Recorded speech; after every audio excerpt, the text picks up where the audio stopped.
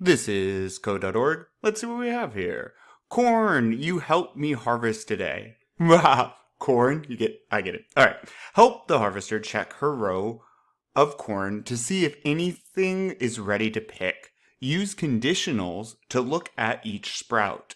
Every stalk will have either a 0 or a 1 or one piece of corn ready to harvest. So keep in mind when it says conditionals, that's fancy words for if. So use conditionals. So they're saying use the condition if something happens.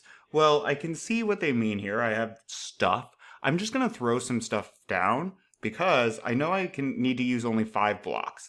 I'm not sure. It looks like 1, 2, 3, but you can always be wrong on coding. So honestly, I'm literally just dropping stuff in here to test it. Why not? There's no risk. Oh, okay, so that looks like it was far enough, but notice that I didn't pick anything. Okay, well then, I'm just going to go ahead, and I'm about to be over blockwise, but sometimes it's easier to do it like this, just so you can see it out. And again, the great thing about coding is you can be wrong all the time while you're solving the problem. So I'm going to hit run. Okay, well here's a problem. So I picked up that first piece of corn and I paused. Why did I pause? Let me test again using step. Okay, grab, pause. I can't go. The computer's not understanding. I can't harvest that crop from here.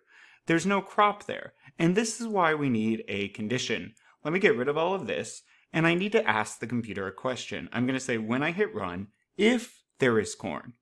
If there is corn, what do I want to do? I want to pick the corn. Now, I need to move first.